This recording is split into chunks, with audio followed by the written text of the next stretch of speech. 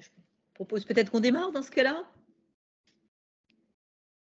Voilà, écoutez, c'est vraiment un grand plaisir d'introduire cette nouvelle visioconférence, ce webinaire de l'humain au cœur du soin. Et on a le grand plaisir et la grande chance d'accueillir aujourd'hui Lisa Laroussi-Libaud. Bon, elle va se présenter elle-même pendant son intervention. Voilà, moi je vais peut-être évoquer voilà, le lien particulier qu'on a créé avec Lisa, hein, parce qu'on est vraiment au cœur de l'humain, au cœur du soin. On s'est rencontrés par un contact, par des centres d'intérêt communs sur un réseau, sur LinkedIn, hein, pour ne pas le citer. Et est-ce que c'est, je ne sais plus, est-ce que c'est elle qui a commenté quelque chose que j'avais écrit ou l'inverse? Quoi qu'il en soit, on s'est contactés. Et voilà, notre premier coup de téléphone a dû durer pas loin d'1 heure. Et à chaque fois qu'on s'est contacté, on avait vraiment l'impression de partager vraiment quelque chose en commun. Et voilà, ce qu'on partage, c'est vraiment l'humain et le côté voilà, incroyable, mystérieux et formidable du lien et de la rencontre.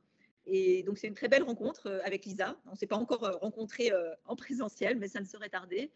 Et voilà, donc elle va vous présenter aujourd'hui son parcours de vie, son parcours professionnel dans un premier temps. Et puis, elle évoquera comment elle est arrivée à rentrer dans cette démarche de partenariat en santé. Et pour terminer, elle évoquera tous les défis, les enjeux qu'il y a dans le monde de la santé actuelle, comment se positionner, la place du patient partenaire au cœur du système de santé contemporain. Voilà. Et donc, on est vraiment ravis avec l'association L'Humain au cœur du soin de recevoir Lisa. Donc, pour celles et ceux qui ne connaissent pas encore notre association, n'hésitez pas à aller voir le site internet qui est en cours de remaniement. Mais notre idée, c'est de réunir toute personne qui est convaincue comme nous de la place essentielle de l'humain dans le soin, dans les organisations de soins, dans le travail de façon générale et dans la société. Voilà, remettre vraiment l'humain au cœur du soin en déclinant cette idée de façon concrète. Et on est vraiment ravis que vous soyez là parmi nous ce soir et que peut-être vous rejoigniez bientôt l'association également. Donc Lisa, merci infiniment pour cette présentation à venir et nous allons vraiment beaucoup apprécier, je sais, ton intervention. Je te laisse la parole. Eh bien, merci beaucoup, Claire. Alors, d'abord, c'est moi qui suis très touchée et très honorée de ton invitation et d'intervenir ce soir. Et j'aimerais aussi vraiment remercier toutes celles et ceux qui voilà, sont là avec nous ce soir pour 1h30 ou 2 heures, en fonction de comment les échanges vont se passer. En tout cas, c'est très, je disais tout à l'heure à Claire, ça a été pour moi un peu compliqué, pas compliqué, mais de réfléchir à comment j'allais aborder cette intervention, d'une part par la diversité du public, des participants, parce que vous avez tous un prisme, une manière d'aborder l'humain dans le soin, et donc de voir comment arriver à concilier un peu tous ces regards à travers mon intervention. Donc, je vais essayer de capter votre attention. Et c'est vrai que, comme l'a si bien souligné Claire, je vais intervenir, en tout cas le titre de mon intervention porte sur l'humain dans le partenariat en santé. Donc c'est vrai que je ne sais pas à quel niveau les uns et les autres sont au courant, en tout cas en connaissance du partenariat en santé. Mais avant cela, je vais effectivement revenir un peu sur mon propre parcours, mon parcours de vie, mon parcours professionnel. Pourquoi ? Parce que ce qui fonde et ce qui a aussi, ce qui m'a amené vraiment à m'intéresser au partenariat en santé, c'est vraiment la place de l'humain et la place de la relation dans le soin. Ça a été vraiment mon déclencheur et pour cela, j'ai pensé que ça serait intéressant que je puisse revenir un peu sur ce parcours et expliquer de la place qui est la mienne. Et donc, pas avec des termes ou pas avec justement ce regard de chercheur ou de médecin ou de psychologue, mais vraiment le regard qui est le mien, mon parcours, on va dire, de vie, mais aussi tout ce savoir expérientiel que j'ai pu acquérir tout au long de ma vie personnelle et professionnelle et démontrer à mon humble niveau en quoi l'humain est pour moi quelque chose d'essentiel et au-delà de l'humain, vraiment la relation humaine. Donc, je vais me prêter à un exercice qui n'est pas si simple que cela, puisque je vais me dévoiler un peu ce soir. Et donc, premier exercice que je dois faire, c'est essayer de faire le partage d'écran. Alors, on va essayer de le faire. Partagez votre écran, mode présentateur, inclure le son de l'ordinateur, oui, parce qu'on en aura besoin. Alors, on est parti. Oui, avec Claire, on a décidé que, en tout cas, je vais peut-être parler une quarantaine de minutes et puis après, ce qui sera intéressant, ça sera vraiment que nous ayons cet échange entre nous toutes et tous pour débattre justement de la place de l'humain aujourd'hui dans le système de santé. Donc, l'association porte sur l'humain au cœur du soin et moi, j'interviens, en tout cas le sujet de mon intervention, c'est l'humain au cœur du partenariat patient et je pense que ce qui relie l'association et ce que je fais dans le partenariat en santé, c'est vraiment la question de la relation. Et pour aborder cette question de la relation, mes prismes sont d'abord justement l'humain, qu'est-ce que c'est qu'être humain? Ensuite, mon engagement en tant que citoyenne. Et puis, mon expérience de proche aidante, mais aussi de patiente. Et enfin, mon parcours professionnel. Tous ces axes sont venus nourrir ma réflexion et m'aider à cheminer dans qu'est-ce que c'est et comment je définis la relation de soins. Alors d'abord, pour l'humain, qu'est-ce qu'être humain? J'ai trouvé cette définition de Frédéric Worms, qui est un philosophe, qui dit qu'un vivant humain, c'est avoir besoin de certaines relations et d'être considéré comme un vivant individuel et un sujet. Le soin, c'est un geste qui vient répondre au besoin vital de quelqu'un. Donc nous sommes tous, en tant qu'êtres humains, dans ce besoin de relation.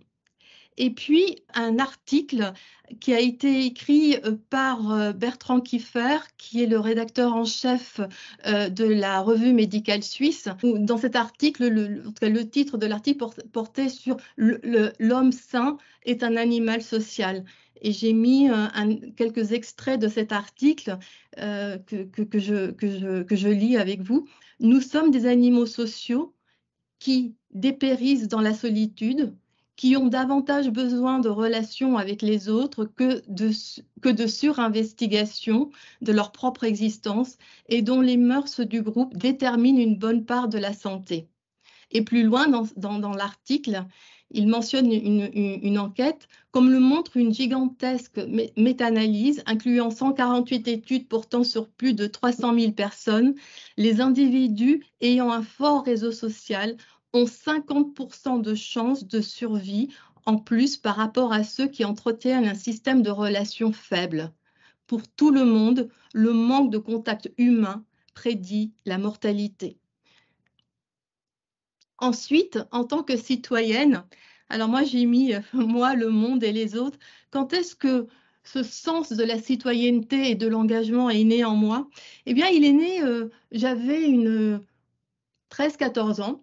J'étais à l'école et puis j'ai eu un moment, j'étais complètement perdue en maths. Je ramenais des notes catastrophiques et j'étais très désespérée par rapport à ça parce que je me disais, mais je ne vais jamais y arriver, je ne vais jamais arriver à passer en classe supérieure. Et ce qui s'est passé, c'est que ma mère a fait en sorte que je puisse avoir des cours particuliers. Et grâce à ces cours particuliers, d'une part, j'ai adoré les maths parce que j'avais un prof qui a su, en termes de pédagogie, me faire aimer cette matière et surtout ensuite rattraper mon retard. Mais pourquoi je vous raconte cette anecdote? Parce que à ce moment-là, en tout cas, j'ai eu cette conscience que j'étais privilégiée que ce que mes parents avaient fait en faisant en sorte que je puisse avoir un professeur et donc des cours particuliers, eh ben, ce n'était pas forcément le cas de l'ensemble, en tout cas des autres enfants. On n'était pas tous logés à la même enseigne. Et donc déjà, j'étais sensibilisée à cette inégalité que ce soit les enfants ou les adultes. Et cela a vraiment forgé mon engagement et de me rendre compte qu'effectivement, il y a moi, mais il y a également le monde et les autres. Et cette envie de faire quelque chose, en tout cas de contribuer à réduire ces injustices dans le monde. Et donc vraiment, cette question, cette valeur de l'engagement est quelque chose qui est en moi présente depuis très longtemps.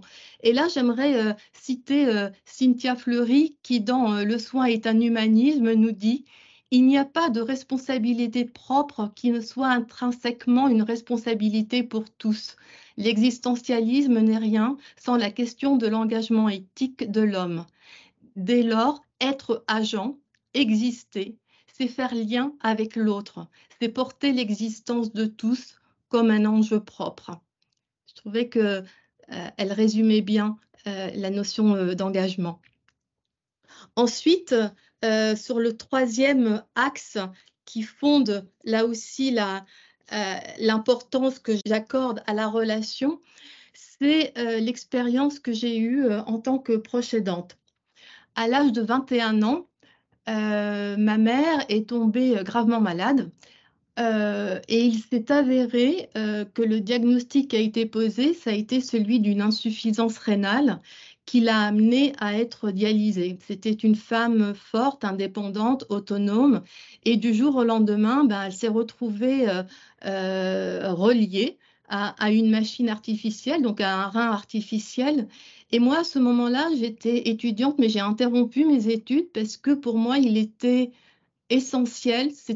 Pour moi, c'était juste normal. Je ne me questionnais pas sur est-ce qu'il faut ou est-ce qu'il ne faut pas. Pour moi, c'était fondamental que je puisse être présente auprès de ma mère.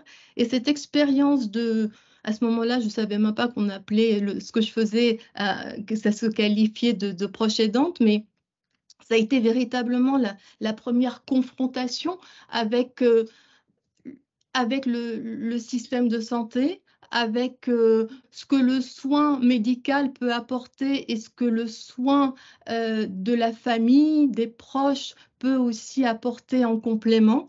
Et là, j'aimerais vous lire un texte que j'avais écrit.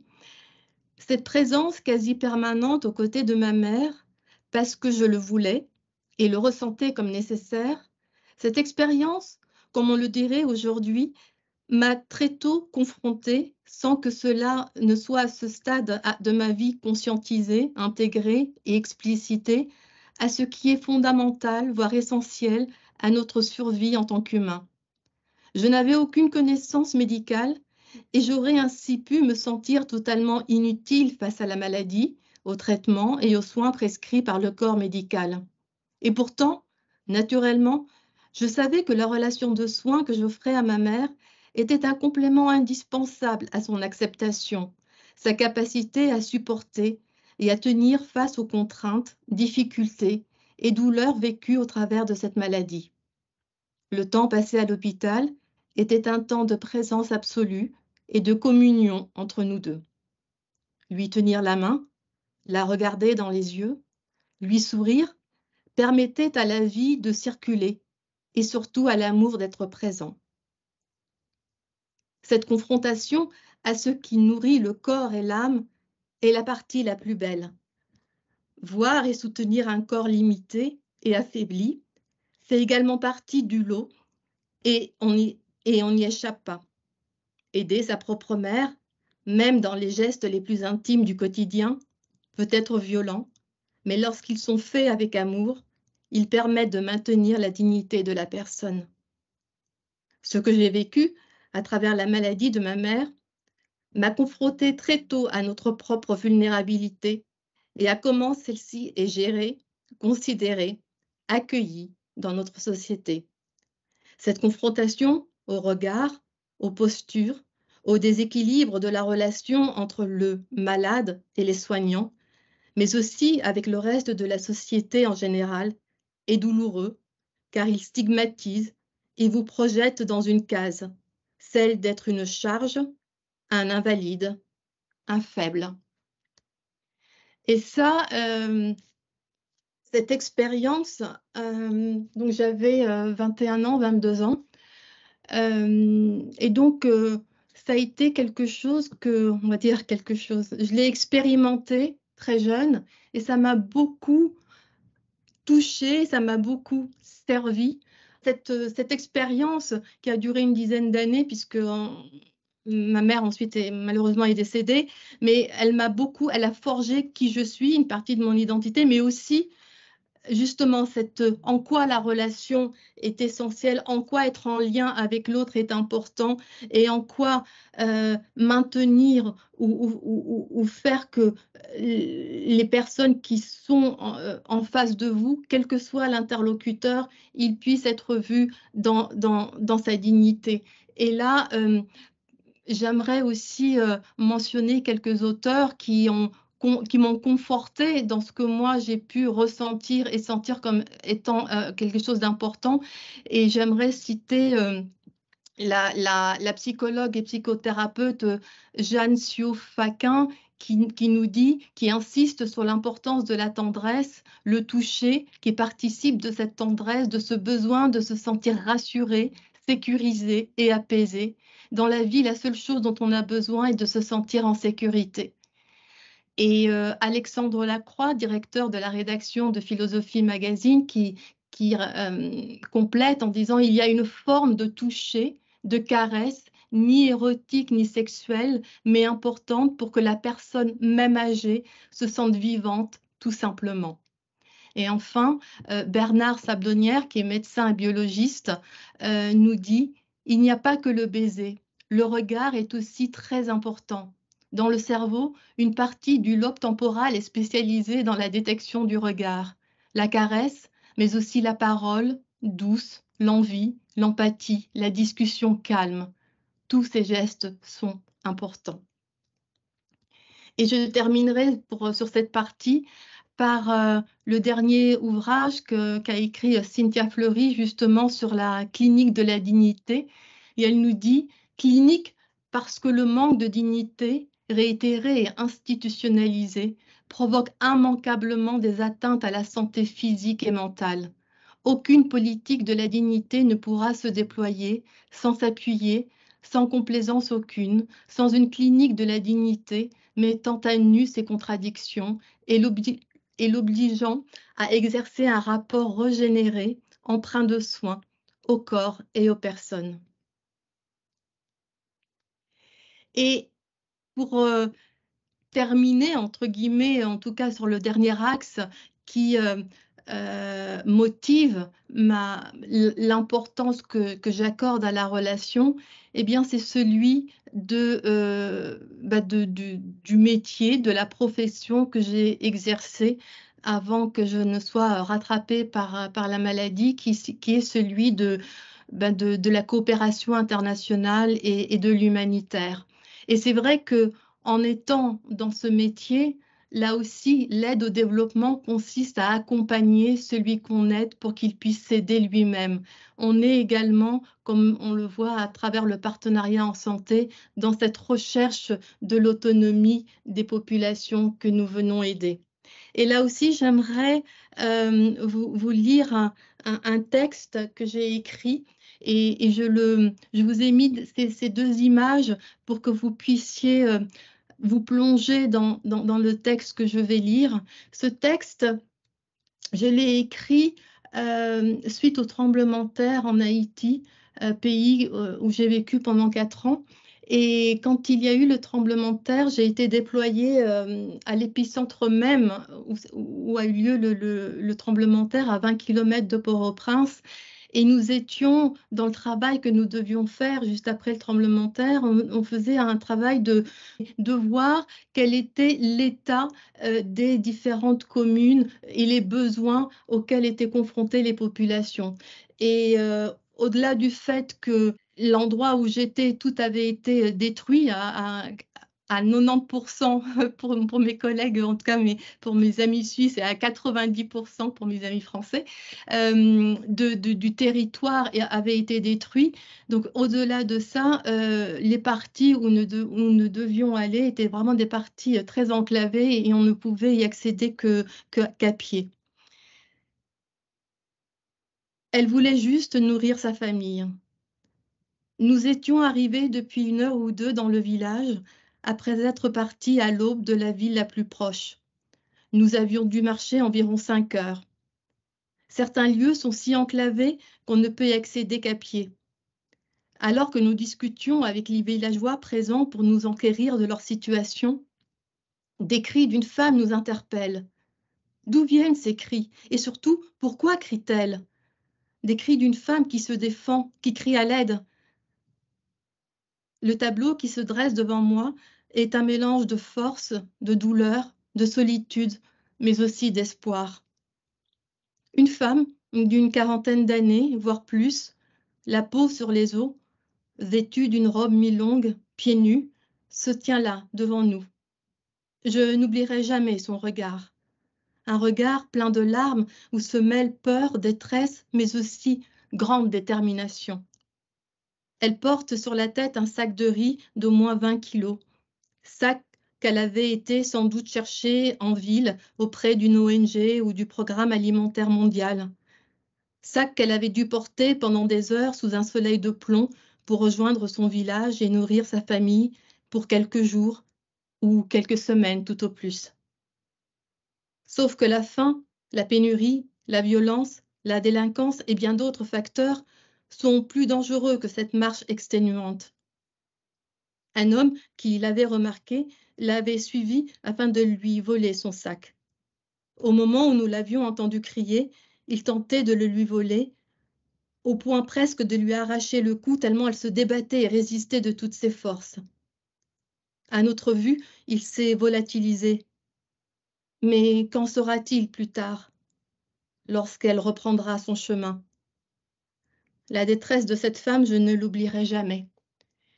Et au-delà de cette anecdote, parce qu'il y en a, elles sont bien nombreuses malheureusement, et de ce qu'on est capable de faire et aussi jusqu'à quel point on peut aider, ça nous ramène aussi à notre impuissance. Il y a certaines choses sur lesquelles on ne peut pas agir et de cette impuissance, apprendre aussi à une certaine humilité dans ce qu'il est capable, dans ce qui nous est capable de faire et de ce que nous sommes obligés finalement d'accepter. Et là, je terminerai cette partie par un texte que j'ai trouvé très intéressant parce qu'il fait aussi le lien avec le partenariat en santé. C'est un humanitaire et on lui demandait si vous deviez vous engager dans l'humanitaire aujourd'hui, que feriez-vous différemment? Et il répond: je serai beaucoup plus à l'écoute des populations locales. Ça va sûrement avec l'âge. Quand on est jeune, on a toute une énergie qui brûle en nous. On veut faire et on veut l'épreuve de ce qu'on accomplit, parfois au détriment de la dignité des populations qu'on vient secourir. Ça n'est pas tant qu'on essaye de se mettre en avant, mais plutôt de se prouver qu'on peut faire quelque chose et que notre action est efficace. J'ai complètement changé d'approche. C'est davantage la dimension d'accompagnement qui m'intéresse. Je me dis à chaque fois que j'arrive sur une mission que je suis là pour transmettre et partir. Mon rôle, c'est d'apprendre auprès et avec les autochtones et voir ce que je peux aussi leur transmettre. Et de me réjouir ensuite de les voir s'autonomiser et de ne plus avoir de raison d'être là. Cet état d'esprit rejoint une des évolutions actuelles de l'humanitaire, encore théorique pour l'instant, de la localisation de l'aide, où les acteurs de solidarité des pays en crise sont remis au centre des décisions et des actions, d'où l'importance donnée au renforcement des capacités.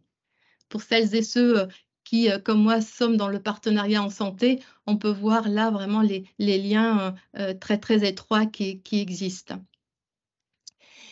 Et puis, ce qui est important aussi je disais tout à l'heure que c'était le dernier point, je suis désolée, en fait non, c'est pas le dernier point, il y avait encore ce point qui est très, très, très important, celui de la relation et de la rencontre. Qu'est-ce que c'est que la rencontre?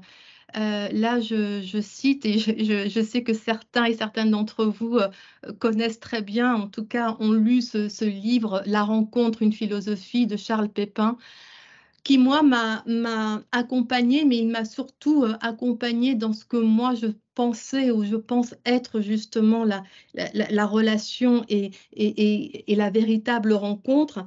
Et j'ai beaucoup réfléchi aussi à qu'est-ce qui a fait que, en étant sur le terrain, nous sommes véritablement dans cette rencontre. Et j'ai essayé d'analyser cela en me disant que finalement, quand on est sur le terrain, quand on est dans des pays vulnérables, quand on est dans des pays où on est tous finalement sur le même bateau, on est loin de nos repères, on est loin de nos familles respectives, on est loin de nos proches, eh bien, on a besoin, on retrouve justement ce besoin de relation, ce besoin d'être en lien avec l'autre et ce besoin aussi de réassurance. Et en fait, ça montre que pour être en relation, cela demande d'abord d'être dans cette disponibilité nécessaire pour être dans une véritable ouverture. Et que cette ouverture va permettre à son tour d'accorder son écoute et son attention à l'autre. Et de cette écoute et de cette attention vont découler des postures authentiques, respectueuses, honnêtes et sincères. Chaque mot aura son importance, chaque regard sera profond et chaque geste sera réfléchi. De ces postures, les personnes se sentiront exister, considérées, et une relation de confiance sera établie. Cette expérience de la relation vécue dans des contextes exceptionnels m'amène également à réfléchir aux questions d'organisation du travail et du management. En effet, j'observe que dans nos modèles, nous privilégions en premier des indicateurs de performance, d'efficacité, de rendement et relayons au second plan les compétences relationnelles et le temps qu'on peut y consacrer. De mes expériences terrain, nous inversons l'ordre de priorité. Ce temps investi dans la relation est un des facteurs qui favorisera la performance et l'efficacité. C'est encore une fois fortement révélateur de nos modes de fonctionnement où seul compte le produit fini et les compétences que nous saurons mobiliser pour l'atteindre. Le temps de la rencontre, de la relation et de l'attention à l'autre est souvent zappé. Et comme le souligne très bien Charles Pépin dans son livre, nous passons notre temps à nous croiser et non pas à nous rencontrer.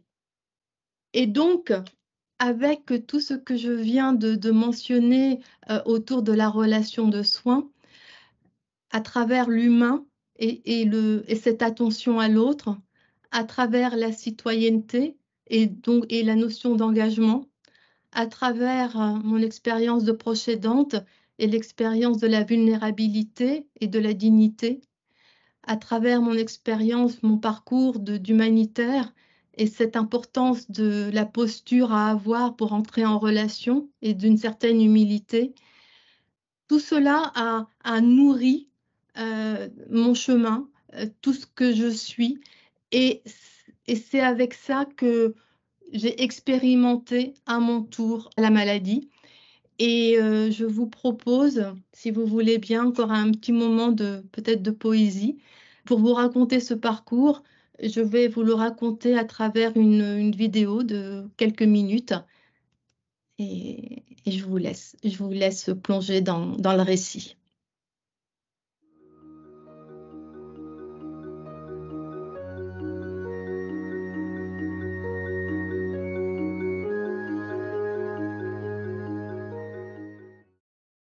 Suite suite à cette expérience et avec justement le parcours que j'ai présenté, que j'ai partagé avec vous précédemment, j'ai eu envie d'en faire quelque chose. Je ne savais pas encore comment j'allais m'engager dans le soin, mais finalement, j'ai découvert le partenariat en santé et j'ai trouvé que c'était finalement une sacrée belle opportunité en tant que patiente de pouvoir faire quelque chose et d'apporter ma contribution à l'amélioration du système de santé.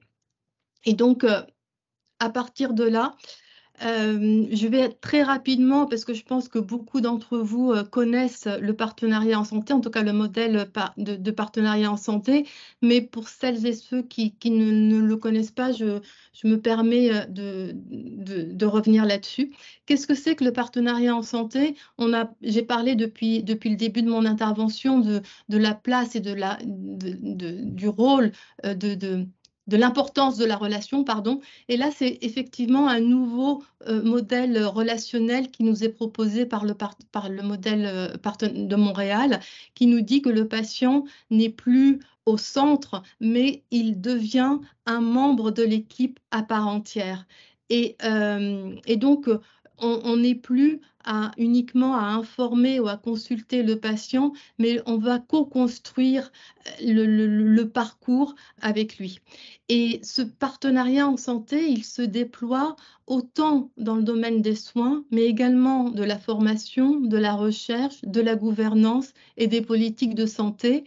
Et il y a plusieurs niveaux d'engagement. Ça va de l'information à la consultation, en passant par la collaboration et le niveau supérieur qui est le niveau partenarial. Je m'excuse si je bafouille un peu, je suis un peu fatiguée et un peu émue ce soir, donc ne m'en veuillez pas si je bute sur certains mots. Les bases du partenariat sont de reconnaître le patient comme un partenaire de ses propres soins. Il est donc membre de l'équipe à part entière. Il y a également cette reconnaissance de la complémentarité et de l'interdépendance des expertises, puisque on reconnaît aux professionnels de santé l'expertise, donc il est expert de la maladie et le patient est expert de la vie avec la maladie. Il y a également cette reconnaissance des différents degrés d'engagement, ce que je viens de présenter précédemment, donc du niveau de l'information au niveau le plus élevé, celui du partenariat. Il y a également la reconnaissance des savoirs expérientiels du patient, complémentaires, comme je le disais précédemment, des savoirs scientifiques. Et puis, cette reconnaissance aussi que tous ensemble, tous, autant les professionnels que les patients, nous sommes tous des acteurs qui agissons pour l'amélioration de la qualité et de la sécurité des soins. Et puis, le partenariat patient nous montre que il permet une amélioration du parcours des soins et de la prise en soin. Donc, on voit une meilleure adhésion au traitement. Il permet également une baisse de la durée moyenne de séjour et une amélioration de la transition hôpital-domicile. Il permet également, avec la collaboration et les relations qu'entretiennent les patients et les professionnels de santé, une meilleure qualité de vie et des meilleures pratiques professionnelles. Et enfin, il permet également une amélioration de la qualité des soins avec une réduction des incidents et une réduction des taux d'infection. Quand on parle de savoir expérientiel, c'est vraiment quelque chose, on le sait, en tout cas quand on débat entre nous, on voit qu'encore aujourd'hui, il est très difficile de définir qu'est-ce que c'est que les savoirs expérientiels. Et là, j'avais lu pendant la pandémie un ouvrage, en tout cas c'était une discussion entre Claire Marin, qui est philosophe, avec Nicolas Truon, qui est, je crois, journaliste, et il lui pose la question, cette crise ne conduit-elle pas à éprouver un autre rapport à la maladie? Et elle répond, elle rend plus sensible une réalité que seuls les malades de l'autre côté de la rive connaissent intimement. L'incertitude sur l'avenir, la peur de disparaître, la vie au conditionnel, mais aussi l'espace restreint, les relations sociales réduites, les interactions professionnelles limitées. Nous découvrons ce que les personnes malades, handicapées, certaines personnes âgées ou marginalisées ne connaissent que trop bien. Voilà le savoir expérientiel, un type de savoir expérientiel que nous avons et qui, je pense qu'on a été beaucoup à être très frustrés que lors de la pandémie, nous avons été les premiers à être écartés. On n'a pas pu mettre à disposition ce savoir expérientiel et je le regrette beaucoup parce que je pense qu'on aurait pu aider beaucoup de personnes, autant des patients que des familles à traverser cette pandémie. Et puis, dans un autre article, elle mentionne « Nous sommes des êtres sociaux, des êtres de contact. Les flux qui circulent entre les hommes ne sont pas seulement abstraits, technologiques, virtuels. Il faudrait plus souvent prendre le temps de regarder les poussières en suspension dans les rayons de lumière. Nous ne sommes jamais vraiment à distance des autres. Nous partageons le même air, nous touchons les mêmes choses, nous poussons les mêmes portes. Ces questions mettent en évidence toutes les situations limites où la présence, dans les derniers instants de la vie, comme dans les tout premiers, est une partie essentielle du soin et parfois même condition de survie. C'est une main à poser, un regard attentif ou des paroles réconfortantes qui maintiennent les plus éprouvés dans le cercle des vivants. Il s'agit de redonner à la médecine, à la recherche comme à l'hôpital public, les moyens matériels et financiers, le temps et la liberté nécessaires pour assurer aux soignants les meilleures conditions d'exercice et redonner aux patients l'espoir d'être soignés, soutenus et accompagnés humainement dans l'épreuve de la maladie ou de la fin de vie. Là, je vous ai mis, sans prétention aucune, mais justement, puisque je me suis engagée dans le partenariat en santé, j'ai mis un peu les différentes structures avec lesquelles j'ai l'honneur et le privilège de travailler et je sais que certains représentants de ces structures sont présents ce soir et vraiment je vous en remercie. Et ce que je veux montrer à travers cette image, c'est que dans toutes mes activités, que ce soit dans le domaine de la formation, dans le domaine du soin ou dans le domaine de la recherche, la première chose que je vais mobiliser, c'est vraiment mes savoirs expérientiels. À chaque fois qu'on me propose que je suis sollicitée pour une activité, la première question que je me pose, c'est est-ce que d'abord, j'ai ces savoirs expérientiels-là pour intervenir et si oui, comment je vais pouvoir les mobiliser? Et ensuite, euh, et c'est ça, je pense, qui est très important parce que très souvent, on nous définit, nous, les patients partenaires, comme étant, en tout cas, on nous limite à nos savoirs expérientiels. Et je trouve que c'est une erreur parce qu'il est très difficile et juste impensable de séparer nos savoirs expérientiels de tous les autres savoirs, connaissances, compétences, appelons-les comme on veut, mais que nous avons acquis au travers de notre vie, de notre parcours professionnel antérieur ou actuel, de nos connaissances académiques, etc. Et donc, là aussi, je les mets toujours ensemble, en commun. Ce sont ces savoirs expérientiels et ces autres compétences que je mobilise dans mes différentes activités. Et après, pendant nos échanges, si certains veulent que je revienne un peu plus longuement là-dessus, je le ferai avec plaisir. Maintenant, pour cette dernière partie sur l'humain au cœur du partenariat patient, le schéma, en tout cas ce que je vous ai montré, paraît magnifique, idéal. Ben voilà, nous les patients aujourd'hui, on est présents, on nous donne la parole, on intervient, on collabore, on participe à l'amélioration du système de santé. Je crois que on est plusieurs à être déjà très contents et très heureux de pouvoir y participer, mais cela n'empêche qu'il y a encore certains défis à relever et nous sommes autant les professionnels de santé que les patients ou patients partenaires à être conscients de ces défis et j'aimerais juste en poser quelques-uns. Je ne suis pas du tout là ni pour porter de jugement, ni pour faire des leçons, bien, bien loin de moi cette intention, mais juste voilà, de mentionner quelques défis et éventuellement effectivement d'en débattre avec vous dans la seconde partie. Le premier défi qui est justement la place de la relation. L'objet de notre rencontre ce soir, c'est justement la relation.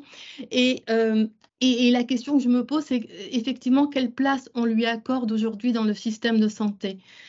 J'ai vu très récemment, la semaine dernière, un documentaire qui passait sur France 3 qui s'appelle Au cœur de l'annonce. Et dans ce documentaire que j'ai trouvé remarquable, il y avait quelques extraits que j'aimerais partager avec vous, dont le premier, celui d'une femme médecin qui nous disait « Donner du temps aux autres, moi, je ne vois l'intérêt de ce métier que pour le côté humain et accompagnement. Tu soignes les gens avec des médicaments, mais tu les soignes aussi dans le rapport humain que tu leur proposes. Pour moi, c'est le rôle du médecin. C'est-à-dire, quelle que soit la spécialité que tu fais, tu es quand même là pour aider les autres.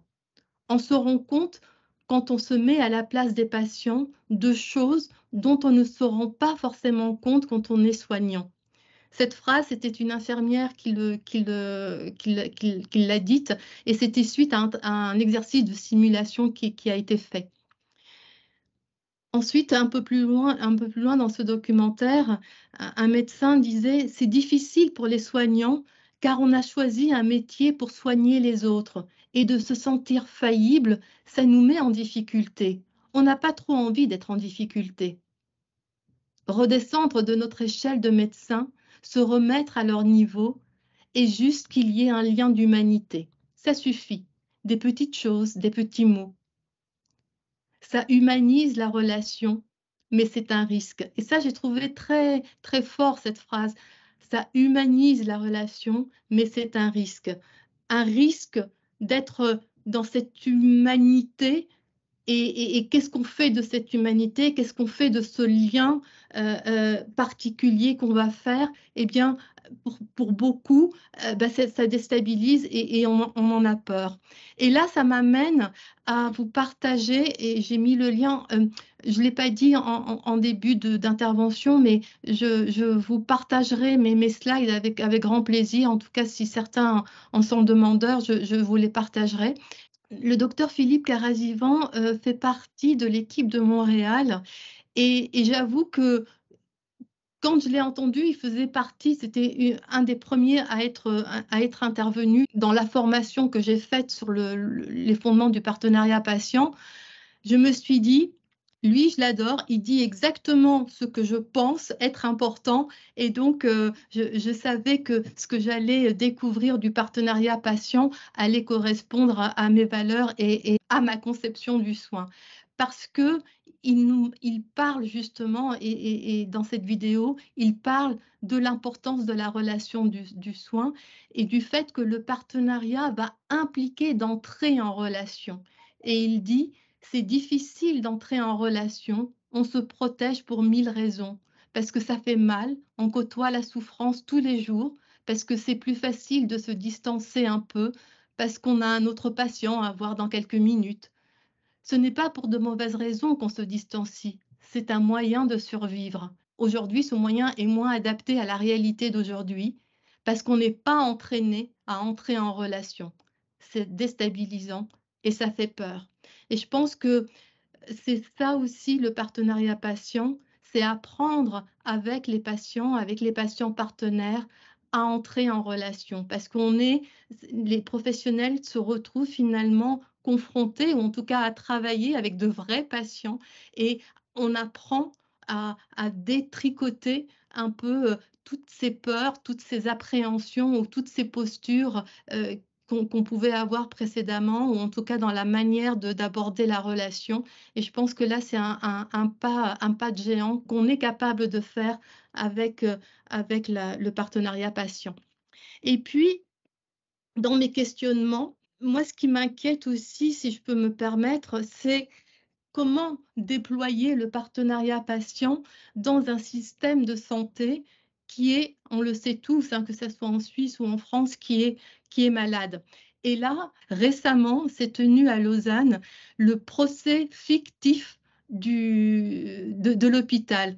Et vraiment, je vous recommande de le regarder parce que c'était exceptionnel, c'était juste absolument, absolument passionnant à écouter et à regarder. Et parmi les questions auxquelles l'hôpital, donc l'accusé, hein, dans ce cas précis, devait répondre, il y avait la question justement, est-ce que l'hôpital a-t-il privilégié la technologie au détriment des relations humaines? Et parmi les témoins, il y avait Béatrice Schad, qui est la responsable de l'expérience patient au CHUV. Et dans les arguments qu'elle apportait, elle disait que l'organisation de l'hôpital qui doit être questionnée par les usagers dans la mesure où il y a une fragmentation des soins, ce qui pose problème de façon symétrique pour les patients et pour les professionnels. C'est-à-dire autant les patients que les professionnels, nous souffrons de cette fragmentation des soins. Et elle rajoute, ce n'est pas tant la technologie qui est à interroger, mais l'organisation et le rôle des uns et des autres qui doivent être repensés. La question qui préoccupe les usagers, c'est la place qui reste à la relation. Le problème, c'est le temps qu'on accorde à la relation, la place qu'on lui laisse et la valorisation économique qu'on lui donne. Tant que cela ne sera pas prévu, on mettra les individus et les différents acteurs de l'hôpital en conflit, les uns face aux autres. Et pour compléter cela, Béatrice Schad a coordonné un ouvrage qui vient d'être publié qui s'appelle Inhospitalité hospitalière. Et là aussi, j'ai pris un extrait, mais il y en a tant d'autres, qui revient sur la formation des professionnels de santé et sur le fait que plus la formation, en tout cas, ils entrent dans la formation et plus ils sont dans cet aspect de la technicisation au détriment de la relation. Et je vous partage juste le dernier paragraphe de la slide qui dit « Apprendre la technique est devenu l'effort sur lequel se focalisent les jeunes médecins. Un chirurgien peut être excellent technicien, donc très utile à son malade, mais un piètre médecin dans son comportement. Quelle que soit sa spécialité, même très technique, dès lors qu'il est en contact avec un patient, le médecin ne doit jamais oublier les valeurs humaines de la médecine. Si tu n'appréhendes plus que la difficulté technique, le patient qui est en face de toi ne devient plus qu'un objet à réparer, un organe à traiter. Au fond, la question, c'est les valeurs. Quelles sont les valeurs essentielles qui jamais ne doivent être oubliées ? Et tout cela, pourquoi je le mentionne? Parce que justement, dans ce système de santé que nous connaissons, je me pose la question justement du partenariat en santé, de comment on peut déployer ce partenariat et comment nous, patients partenaires, pouvons également être confrontés à ce système-là. Un autre point qui est fondamental, c'est justement cette question de partenariat. Certains l'appellent également coopération. Et là, j'aimerais citer une philosophe que certains d'entre vous connaissent peut-être, Marie Robert, qui quotidiennement, sur les réseaux sociaux, elle nous partage un peu ses pensées philosophiques. Et le 8 novembre dernier, elle nous partageait une pensée philosophique en lien justement avec la coopération. Et là, j'ai juste repris un extrait de ce qu'elle avait partagé et elle nous dit « Ces fragments d'incivilité sont anodins. Ils ne mettent pas en péril nos vies, ils viennent juste fragiliser nos nerfs, mais surtout, ils posent une question majeure. Que se passe-t-il pour qu'on parvienne à ne plus du tout considérer l'autre ? Quotidiennement, je me demande quels outils fournir aux adultes de demain et il me semble qu'ancrer l'idée de coopération doit être la plus grande urgence. La coopération exigeante que je défends consiste à relier des gens qui ont des intérêts séparés, voire contradictoires, qui sont dérangés les uns par les autres, qui ne sont pas égaux ou qui ne se comprennent pas. C'est une disposition éthique qui, selon moi, ne naît que de la pratique. Je nous souhaite de pratiquer ensemble l'art délicat de nos divergences. » Et ça, j'ai beaucoup aimé parce que d'une part, elle amène à se poser la question et à nous encourager à être en coopération et surtout de pratiquer. Et très souvent, lorsque j'interviens ou lorsque je m'exprime sur le partenariat, et on sait qu'il y a encore des résistances ou des réticences, je dis tout le temps, bah, pratiquons. Donnons-nous l'opportunité de pratiquer, et c'est uniquement à travers la pratique, à travers les confrontations, des confrontations saines et des confrontations qui nous aident les uns et les autres à être plus constructifs et à plus avancer et à cheminer dans les projets sur lesquels nous travaillons. C'est uniquement à travers cette pratique, cette expérimentation que je pense on arrivera je ne sais pas si c'est de convaincre, mais en tout cas à montrer des bienfaits du partenariat patient. Et donc, ça, c'est une slide que je présente souvent dans mes présentations. Je dis souvent que le partenariat ne se décrète pas, il se vit, s'expérimente et s'incarne. C'est une approche, une philosophie, c'est avant tout une posture. Et ensuite, on peut avoir tous les outils pour pouvoir l'accompagner. Un autre point, moi, qui m'interroge et qui me questionne dans le partenariat patient, c'est ce qu'on appelle les injustices épistémiques.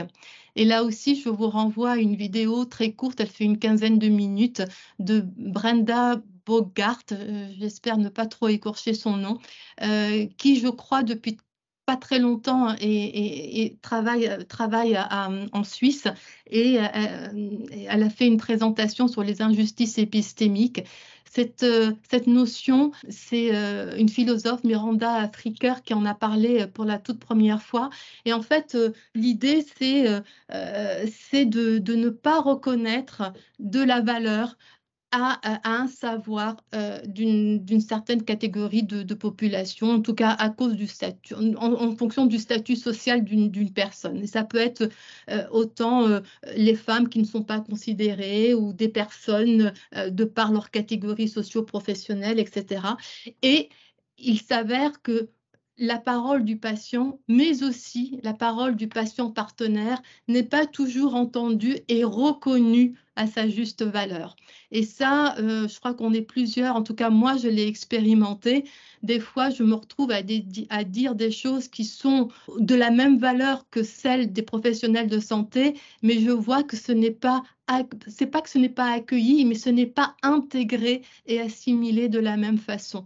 Et je pense que ce n'est pas du tout des postures volontaires, mais je crois qu'on est tous confrontés à nos propres biais, conscients et inconscients, et reconnaître ou admettre ces injustices épistémiques, ou en tout cas les amener à la conscience, est vraiment essentiel, parce que si on veut intégrer les savoirs des patients, eh bien, il faut pouvoir les reconnaître. Et donc, pour les reconnaître, il faut pouvoir surmonter ces injustices épistémiques. Et aussi, on parle beaucoup d'hybridation des savoirs. On est effectivement dans une société où on aime mettre les gens dans des cases, et je trouve que cette question d'hybrider les savoirs académiques, scientifiques, expérientiels, peu importe comment on les appelle, mais être dans cette posture où on a envie d'aller l'un vers l'autre et d'être dans cette disponibilité et dans cette posture à écouter les savoirs qui sont partagés, est quelque chose qui est essentiel. Et là aussi, je vous invite à lire, ou en tout cas même à l'écouter, parce qu'elle intervient aussi pas mal sur en tout cas par YouTube ou peu importe, Gabrielle Alpern, qui est docteur en philosophie et qui a écrit un ouvrage très récemment qui s'appelle Tous sans tort, éloge de l'hybridation. Et elle nous dit, entre autres, l'hybride peut s'apprivoiser, nous avons tout à gagner à l'apprivoiser, parce que les choses qui n'entrent pas dans nos cases nous rendent meilleurs, plus intelligents et moins intolérants. Elles nous remettent en question, donc elles nous rendent moins dogmatiques, plus humbles et plus agiles. Je crois que j'arrive bientôt à la fin de ma présentation. Je voulais également rapidement aussi, c'est un point qui pour moi est très important, la question des vulnérabilités. En tout cas, je questionne la place des vulnérabilités, dans le sens que on considère malheureusement encore trop souvent les vulnérabilités comme étant quelque chose un handicap, une faiblesse. Et alors que je pense, et la semaine dernière, j'ai eu la chance de partager des moments extraordinaires avec des professionnels de santé, mais aussi et surtout avec des patients et des patientes, et écouter les parcours, les vies, les expériences de ces personnes est juste extraordinaire, et c'est exceptionnel en termes de ressources qui sont mobilisées et qui sont déployées. Et je trouve que ces ressources aujourd'hui ne sont pas suffisamment, encore une fois, vues comme étant aussi des ressources qui sont ce qu'appelle Cynthia Fleury des vulnérabilités capacitaires. Et comment faire aujourd'hui pour que ces vulnérabilités capacitaires soient vues et qu'elles puissent aussi nourrir notre système de santé et, au-delà du système de santé, notre société de manière plus générale. Dernière slide ou avant-dernière slide, en guise de conclusion, j'aimerais citer le philosophe de la santé Gadamer qui nous dit: le traitement va bien au-delà de la technique moderne qui repose sur le principe du progrès, car il comprend non seulement la main, mais encore l'oreille fine qui sait retenir, le mot qu'il faut entendre, l'œil observateur que le médecin tente de dissimuler derrière un regard protecteur. Le traitement est pour le patient un événement qui met tant de choses essentielles en jeu. Le traitement d'un malade chronique nous rappelle sans cesse que le patient n'est pas un cas, mais une personne. Mais un médecin qui réussit à ramener son patient au mode de la vie sait qu'il ne devra pas se contenter de lui prodiguer une aide ponctuelle, mais qu'il devra prolonger cette aide dans le temps, car le médecin ne doit pas se limiter à agir, il doit traiter. Pour terminer, je vous promets, c'est ma dernière slide, en pensant en tout cas au titre de l'humain au cœur du partenariat patient, j'ai pensé à cet art japonais, le kintsugi, qui est un art de la réparation. Et je me suis dit, pourquoi ne pas voir ces patients partenaires, comme étant justement ces feuilles d'or, ces feuilles pleines de ressources, pleines de savoir, pleines d'une manière d'aborder le monde, et qui viennent nourrir notre société et apporter justement un plus qu'aujourd'hui on ne voit pas encore suffisamment. Donc j'ai envie que nous soyons tous dans cette philosophie du kintsugi et que nous les patients soyons un peu ces petits fils d'or. Merci de votre attention. Ah ben merci mille fois Lisa, c'était vraiment tellement riche et formidable. Et en plus la fin par le kintsugi, c'est vrai qu'on évoque souvent, et c'est vrai la vulnérabilité en fait c'est une force. On nous a demandé justement d'écrire un article dans Médecine et Philosophie là-dessus récemment, et enfin bon, je vais laisser la discussion, mais il y a tellement de richesse. C'est vrai il y a une phrase qu'on avait souvent évoquée, c'est l'humain est un risque à courir. C'est vrai que ça c'est un des points.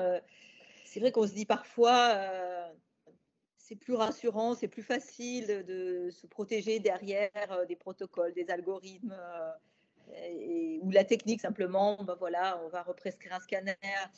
Et c'est pas facile parce que l'humain est plein d'inconnus et on ne sait pas ce qu'il y a derrière.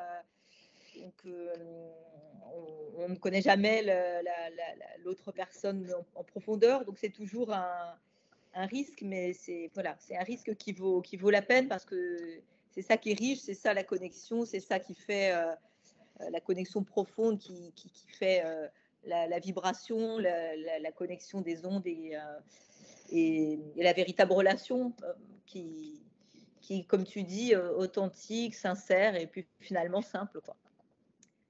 Voilà. Bon, je laisse les mains se lever. Je veux juste dire que c'était pas du tout évident de parler parce que je ne vous voyais pas. J'étais juste en face de ma présentation, donc j'avais pas malheureusement cette relation humaine vous m'avez beaucoup manqué là pendant toute cette présentation, donc ça a rajouté un peu, en tout cas, un défi, ça a ajouté un autre défi à ma présentation. Oui, mais là, si pour vous vous étiez confortable, c'est l'essentiel.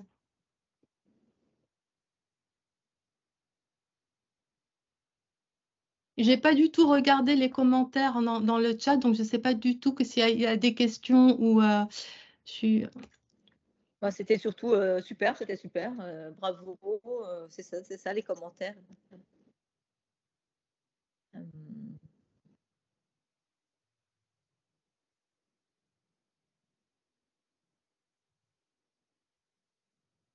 Alors, Yves Parce que tu n'avais pas les Coussemant. petites vidéos en haut, là, quand tu passais la présentation, non?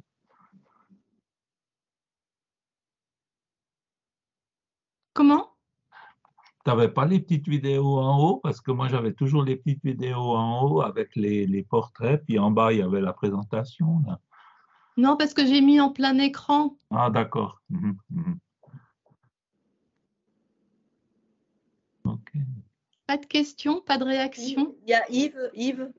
Oui, bonjour, je m'appelle Yves Coussemant, je suis patient partenaire au CI3P à Nice, qui est l'instance de la fac de médecine, et je suis aussi patient partenaire au CHU de Nice. Dans ta présentation, on se connaît avec Lisa, on travaille ensemble avec la Société savante de pharmacie sur la décision médicale partagée. Et par rapport à ton slide sur la rencontre, je me posais la question, je me disais que la rencontre dans le soin est une rencontre qui est au départ un peu faussée, parce que nous, en tant que patient, on arrive vulnérable, et que le médecin que l'on rencontre, lui, est souvent vu pour nous comme le sauveur. Et je me disais, pour que cette relation existe vraiment, est-ce qu'il ne faut pas que les médecins deviennent un peu vulnérables? C'est un peu le sens de... Voilà, une question que je me pose. Je te remercie de la partager, et je pense que et j'aimerais en tout cas que d'autres puissent intervenir. Et je ne sais pas si Sophie Le Lorrain, est-ce que tu es encore là, Sophie? Sophie, en tout cas, je te remercie infiniment d'être là. Sophie Le Lorrain, qui est professeure d'université, qui travaille à l'université de Lausanne, et qui travaille et qui est experte, parce qu'elle a vu le nombre d'années qu'elle travaille sur l'empathie des professionnels de santé.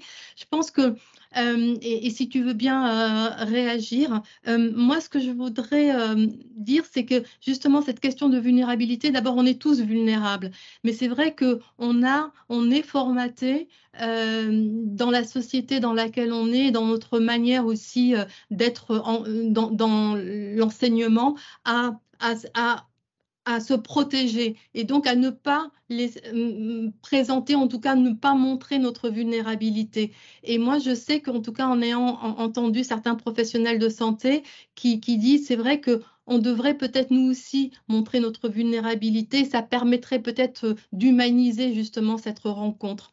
Voilà, Sophie, je ne sais pas si tu as envie d'ajouter ou commenter.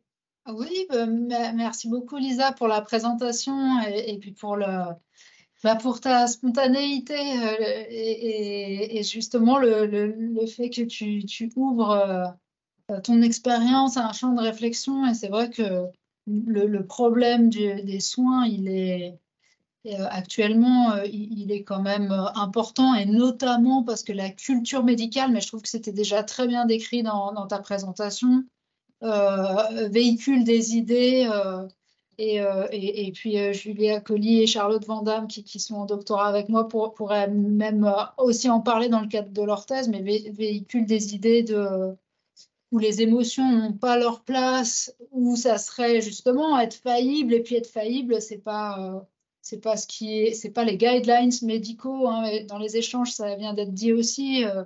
C'est des chiffres, c'est quand même, ça se veut très rationnel, puis au final, c'est une rationalité qui devient presque rigide, parce qu'on peut être rationnel en prenant en compte les émotions des autres. Donc, il y a vraiment déjà un problème au cœur de la formation. Puis alors après, ça fait des modèles médecins et de soignants en général qui s'enferment dans une idée. Mais j'ai quand même l'impression, je voudrais donner une petite note optimiste après ces 2 minutes un peu plus négatives, que les choses sont en train de changer. Et puis justement, l'arrivée du partenariat, que moi je ne connaissais pas encore jusqu'à il y a, je dirais, 1 an et demi, 2 ans, va faire changer la donne. Voilà ce que je peux Merci dire Sophie. là-dessus.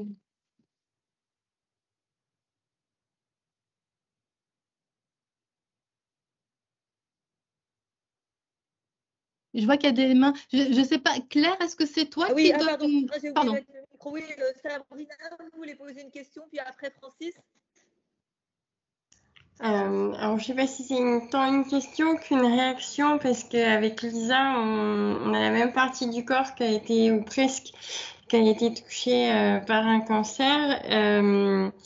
On aborde les choses de façon très complémentaire et très différente, peut-être parce qu'on n'a pas aussi bénéficié de la même prise en soin et du même accompagnement.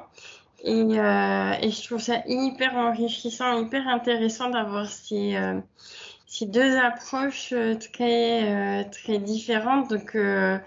Donc merci Lisa. Voilà, je voulais prendre le temps de te le dire de vive voix. Je suis bien évidemment preneuse, si tu l'acceptes, de ta vidéo pour éventuellement la partager avec d'autres patients au sein de Corasso. Donc Corasso, c'est une association qui informe et soutient les personnes touchées par des cancers ou des cancers rares de la tête et du cou. Et on a plutôt une approche très punchy dans nos campagnes de communication et parce qu'on essaye de donner à voir l'espoir, justement, ce fameux vase embelli par les feuilles d'or, et on a plutôt une perspective de se dire que malgré l'épreuve, il y a des très beaux moments dans la vie. Qu'on peut s'adapter à la pathologie, mais aussi on essaye de le dire, mais pas de façon aussi jolie que qu'il faut se laisser les émotions, pardon, moi aussi je suis fatiguée, qu'il faut laisser les émotions s'évacuer, s'exprimer, voilà. C'est laisser les émotions s'exprimer, s'évacuer, et je trouve que tu l'as fait de façon absolument magnifique dans le film que tu as présenté. Ce montage vidéo, tant la musique, le texte que les images. Donc bravo, et si à l'occasion tu avais le temps, l'envie de proposer un tel montage pour d'autres patients qui se retrouveraient dans ton témoignage, n'hésite pas à nous en faire part, parce que on cherche de multiples façons de donner des occasions aux patients qui ont une nouvelle image à accepter, ce qui n'est pas facile, parce que c'est une source très importante de rejet au niveau social et même des fois familial. Donc on est en train de mettre en œuvre certaines de ces idées. On le fait au travers notamment des campagnes de communication, mais aussi d'autres moyens artistiques. Mais voilà, celui-là fait sens très fortement. Donc voilà, désolée d'avoir pris la parole pour ça, mais c'est l'occasion, et j'en profite. Merci beaucoup Sabrina. Oui, on a déjà pas mal échangé. Je serais très heureuse qu'on reprenne justement nos échanges dans les prochaines semaines. Mais tu as tout à fait raison, et c'est vrai que moi, je me souviens souvent, même sur d'autres thématiques en lien avec la santé ou la maladie, il y a des fois des choses qui ne sont pas, comment dire, prioritaires pour les médecins. De manière générale, je dis médecins, et qui sont extrêmement importantes pour nous et qui ne sont pas abordées. Et moi, je sais que justement, cette question en tout cas quand il s'agit d'un cancer qui touche la sphère ORL, ça touche en tout cas justement l'image corporelle et notre identité. Et ce n'est qu'entre deux portes, en parlant avec la secrétaire de mon médecin, qui m'a dit mais les soignants eux-mêmes ne se rendent pas compte à quel point toucher à une partie du visage impacte. Et quel que soit, je veux dire, on peut avoir une petite cicatrice de 1 mm comme une grande balafre, voilà. C'est pas une question de taille et de dimension, mais voilà, cette partie du corps est très questionne et bouleverse énormément. Donc, avec grand plaisir, Sabrina, pour échanger et voir ce qu'on peut faire ensemble. Merci, Lisa. Francis?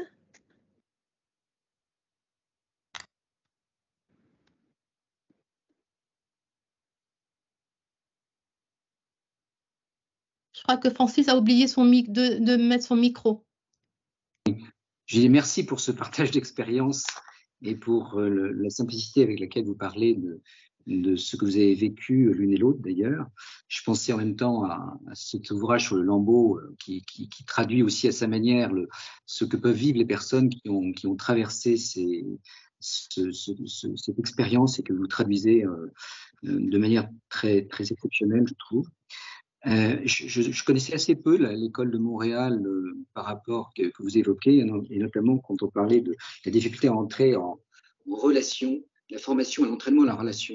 On parle beaucoup de formation à l'écoute, donc ce serait pas mal que les uns s'écoutent vraiment, mais l'apprentissage de la relation, c'est quelque chose qui mériterait d'être développé, effectivement, je pense, dans les écoles de médecine et pas que. Et je pense que si ça intervenait par l'intermédiaire des patients ressources que vous êtes, je pense que c'est assez exceptionnel. Ce serait très bien. Voilà, c'était plus ma réaction.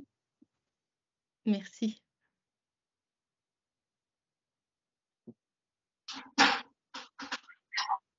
Mais si je peux répondre à monsieur, ça existe, ça commence à exister dans certaines facultés, quoi. Personnellement, en tant que patient, je forme des futurs médecins en médecine générale à ce qu'on appelle l'éducation thérapeutique du patient sur Nice, et c'est la deuxième session qui est ouverte cette année. Et apparemment, le modèle niçois commence à être dupliqué dans d'autres facultés en France, en fait. Et donc, on apprend bien aux futurs médecins généralistes à travailler la relation, des entretiens motivationnels, des bilans éducatifs partagés, tout un tas d'autres techniques de l'ETP. Donc, c'est plutôt en bonne voie. Moi, j'espère que ça va se généraliser. Merci.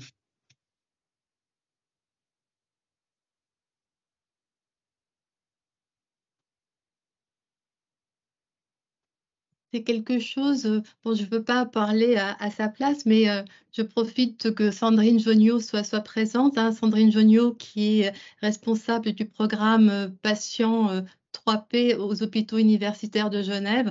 Et là aussi, il y a beaucoup de choses qui sont faites à travers justement la place des patients et des patientes partenaires pour améliorer justement ces pratiques dans le domaine de la relation soignant-soigné. Je vois que Sandrine lève la main.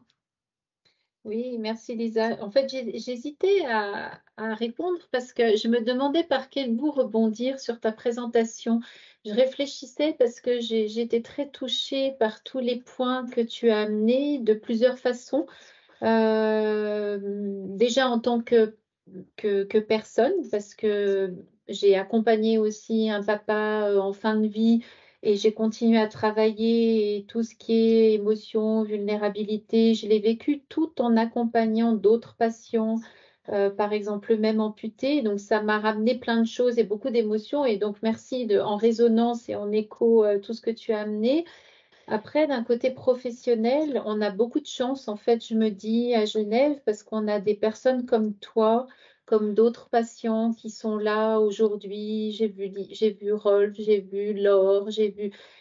Et c'est grâce à vous qu'on avance, parce que tu amènes aussi ça, Lisa, c'est comment on fait, comment on avance ensemble dans tous les domaines, que ce soit dans le soin, parce que tu nous pousses aussi à nous interroger sur cette relation.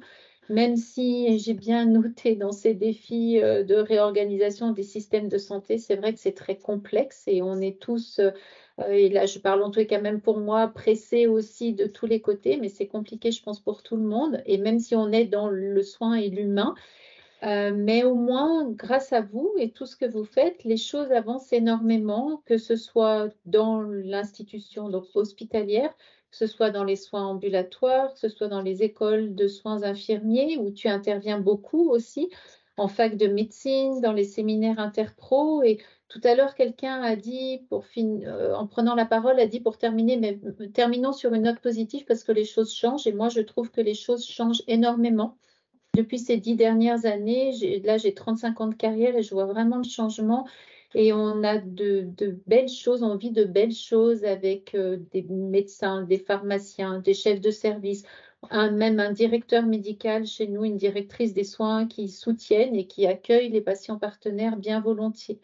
Donc on est tous en chemin et c'est aussi grâce à des témoignages comme les vôtres aujourd'hui qu'on avance tous ensemble. Et du coup, voilà, je choisis donc déjà de vous remercier, de te remercier particulièrement et puis de rester dans cette émotion de ce que tu m'as fait vivre dans ta présentation. Merci, Elisa. Merci beaucoup, Sandrine.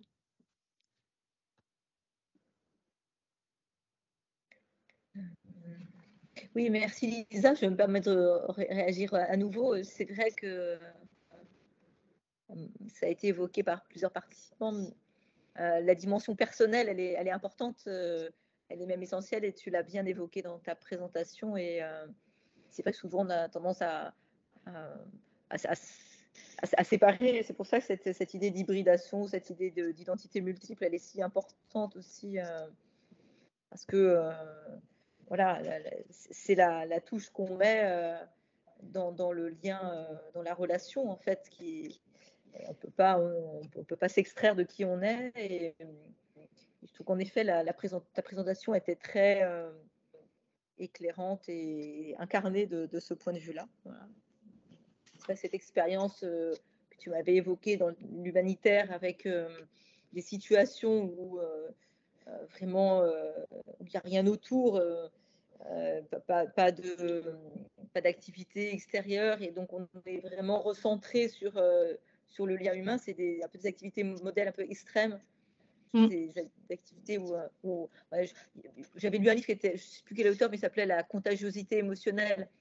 Et ça évoquait des activités, on va dire, où la dimension émotionnelle a été poussée à l'extrême, comme chez les traders, comme chez les alpinistes de haute montagne, et chez aussi les astronautes. Et c'est vrai que voilà, cette dimension aussi là, vraiment au cœur de l'humain, elle est voilà, il faut aussi être parfois dans des situations extrêmes pour en prendre la mesure. Oui. Et voilà. Par contre, moi, la question que je me pose tout le temps, c'est, parce que je l'observe, hein, pourquoi ce qu'on a ressenti et vécu dans des situations extrêmes et qui nous ramène vraiment à cet essentiel, pourquoi quand on revient dans des sociétés ou dans des environnements plus classiques, on les perd, on reste pas dans cet essentiel. En tout cas, c'est comme si ça se diluait dans, finalement, on revient au rythme infernal dans lequel on est, dans voilà, cette question de la performance, etc. Et c'est comme si ces leçons-là, cet acquis, parce que pour moi c'est un acquis, n'arrive pas à trouver sa place dans l'environnement de la société moderne dans laquelle on est. Je n'ai pas de réponse, hein, mais je me questionne tout le temps. C'est une de mes questions, une de mes réflexions. Peut-être parce que ça va trop vite. Peut-être parce que ça va trop vite. Je connais pas plus que ça en profondeur ces écrits, mais c'est un peu ce qu'évoque Hartmut Rosa sur oui. l'accélération du temps et justement qui fait qu'on ne peut pas être dans le deuxième ouvrage, La Résonance, justement, il me semble quand même, ça a été évoqué dans tout ça, mais la relation, c'est du temps. Et qu'en effet, si on n'a pas de temps, on va aller à la dimension technique, à nouveau, la taille de la tumeur vue au scanner, etc. Et probablement, c'est le contexte extérieur qui fait que, pris dans le rythme infernal, on ne peut plus rentrer dans la pure relation, puisqu'on n'a plus le temps. Et on voit même pas, et on voit bien à l'extrême dans le RER, enfin, on peut être pris dans un tel flux que les personnes ne voient même pas la situation de vulnérabilité, parce que voilà, ça va tellement vite. Probablement, c'est en fait ce contexte et qui fait le lien avec le système tel qu'il est, avec la pression à l'activité qui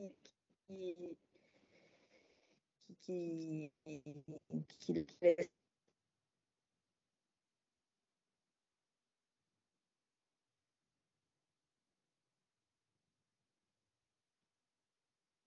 Il y a Rolf qui aimerait intervenir.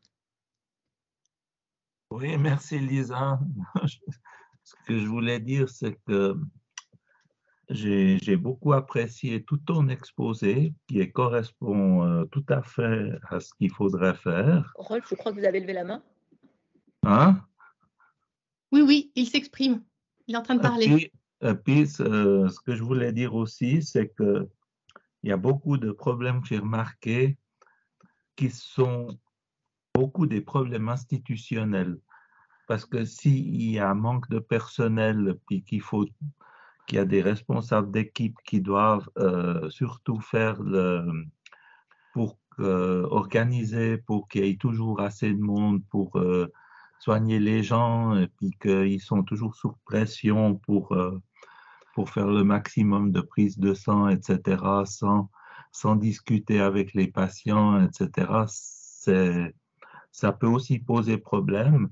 Et puis je crois que c'est un peu aussi, je ne sais pas comment se passe exactement la formation médicale, puis la formation des infirmiers, infirmières, mais j'ai constaté aussi un peu, en tant que patient à l'hôpital à Genève, c'est que c'est comme dans toutes les entreprises, il y a des gens, c'est pas forcément les mieux intentionnés vis-à-vis des patients, qui en fait s'imposent vis-à-vis des collègues, par exemple, pour dire c'est pas comme ça qu'il faut faire, etc.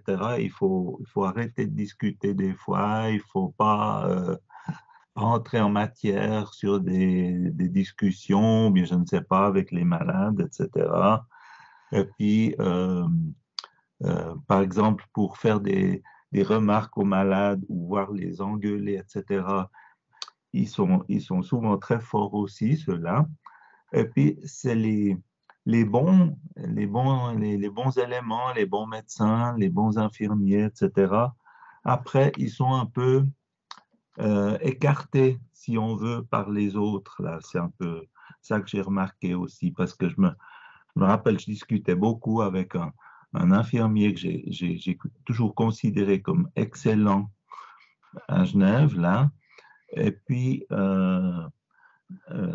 une fois, on disait, je sais pas, on se demandait pourquoi, etc. Le dialogue passait pas. Et puis moi, je lui avais dit, c'était un peu pour provoquer. Je lui avais dit, oui, mais de toute façon, le patient, il n'a rien à dire, non? Et puis il m'a dit, oui, c'est vrai, le patient n'a rien à dire. Et puis on avait rigolé les deux. Mais c'est un peu ça aussi, si on fait pas attention. Alors, comment pour faire changer ça? Est-ce qu'il faut le faire changer par l'intérieur en améliorant la formation ou par les patients partenaires, etc. Mais disons, les patients partenaires, s'ils interviennent vis-à-vis des soignants qui ont plutôt une attitude anti-partenaire, comment doivent-ils procéder? C'est un peu ça mon dilemme, etc., que j'ai, puis que je voulais un peu transmettre. Voilà. Merci, Rolf. Voilà.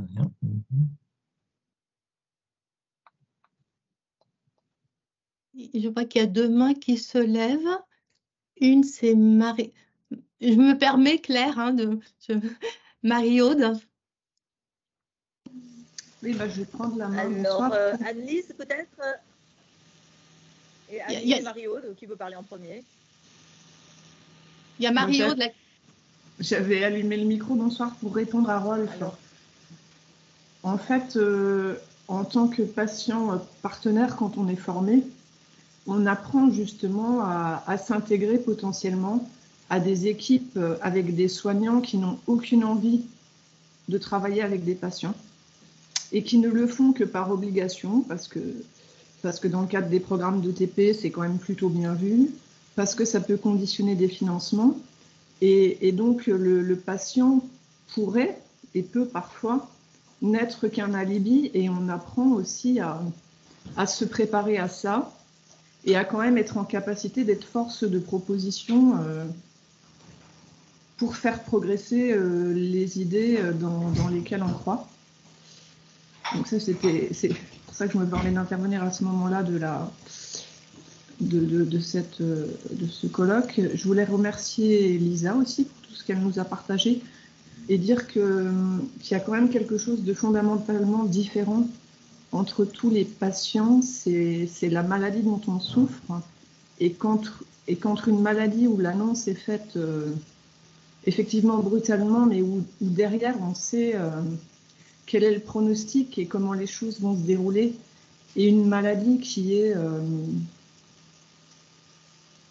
bâtarde, qui entraîne énormément d'errance ou pour laquelle on n'a aucune visibilité, on n'est pas du tout dans les mêmes configurations, et que ça, c'est aussi quelque chose qui est très souvent oublié, y compris dans les formations des patients partenaires, parce que c'est plus facile de parler, et on en revient à Gabriel Alpern, c'est beaucoup plus facile, y compris pour les formateurs, de parler depuis leur filière constituée, la diabéto, la cancéro, la néphro et tout ce qu'on veut, plutôt que de parler des entités à la nosographie complexe et avec lesquelles ils sont eux-mêmes relativement en difficulté.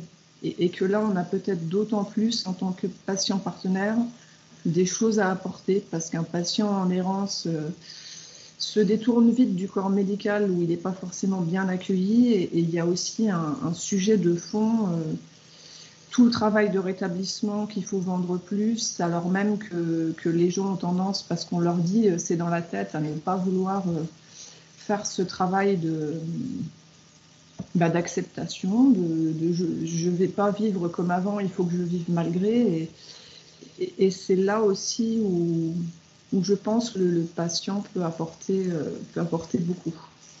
En tout cas, un grand merci pour ce temps d'échange. Merci Marie-Aude. Je me permets de rebondir par rapport à votre observation. Effectivement, hein, ce risque d'instrumentalisation, c'est un risque, ça peut exister. Et en même temps, ça peut être aussi des fois un défi qu'on peut avoir envie de relever. Moi, je me suis retrouvée dans cette situation, dans cette configuration. Et je pense que là aussi, c'est important de reconnaître, en tout cas de voir un peu quelles sont nos capacités à pouvoir ou à vouloir relever ce défi, ou également à reconnaître nos propres limites. Moi, je me suis retrouvée dans une situation, je n'irai pas dans les détails, où je savais, mais alors là, c'était clair comme de l'eau de roche, que j'étais vraiment une patiente alibi, hein, il fallait juste mettre un nom sur un papier, et en même temps, ce projet me tenait très, très, très, très à cœur. Et j'ai beaucoup réfléchi, j'ai pesé le pour et le contre. Et tout à l'heure, dans la présentation, je parlais d'expérimenter le partenariat.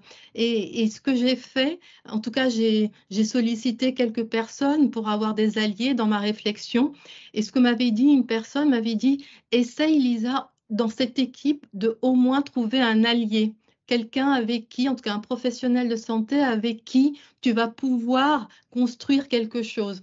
Et j'ai eu de la chance, en tout cas, je pense que les cieux étaient avec moi parce que j'ai trouvé effectivement cet allié et un allié qui ne connaissait rien au partenariat en santé, mais qui avait justement cette posture d'ouverture, de curiosité, etc., qui m'a accueillie. Et grâce à cette personne, déjà, moi, je me suis sentie en confiance avec toute l'équipe des professionnels. Et aussi, j'ai vu qu'il y avait quand même ce petit espoir, il y avait ce 0,1% qui était là, où je savais qu'on pourrait peut-être cheminer ensemble. Et c'était extraordinaire de voir le parcours qu'on a parcouru ensemble, où entre le début où il y avait des résistances, où il y avait de l'ignorance, où il y avait on ne sait pas, ok, elle est là, mais on ne sait pas trop ce qu'elle va faire, on ne sait pas quoi lui demander, etc. et tout. Et d'avoir pris ma place, d'avoir apporté mes savoirs, d'avoir aussi créé cette relation de confiance avec les professionnels, d'une part, de leur montrer que j'étais ni là pour les substituer, ni aussi à respecter la confidentialité de ce qui était dit. Voilà, j'ai fait mes preuves, entre guillemets, et aussi, ils ont vu la plus-value d'avoir une patiente partenaire. Et cette expérimentation, elle a été géniale parce qu'elle a permis, par rapport au projet qui était le nôtre, d'avancer, de cheminer ensemble, d'apporter des résultats. Et donc, oui, là, j'ai envie vraiment de dire que c'est à nous, en tout cas, moi, c'est ce que je me dis, c'est à moi, en tant que patiente partenaire, de me dire, mais est-ce que dans cette situation-là, si je sais que c'est vraiment une situation où je suis sollicitée parce qu'on a besoin d'un patient partenaire pour, comme vous disiez, Marie-Aude, assurer des financements, est-ce que j'ai l'envie, est-ce que j'ai la capacité pour me lancer dans ce défi ou pas? Et si je n'ai pas les capacités, là aussi, je pense que c'est important de savoir dire non et soit de refuser le projet, soit de se retirer si on sent qu'on n'a pas la même vision et la même approche partenariale du projet.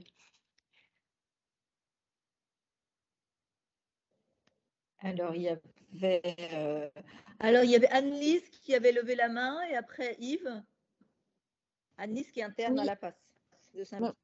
Bonsoir, oui, donc je suis interne de médecine générale.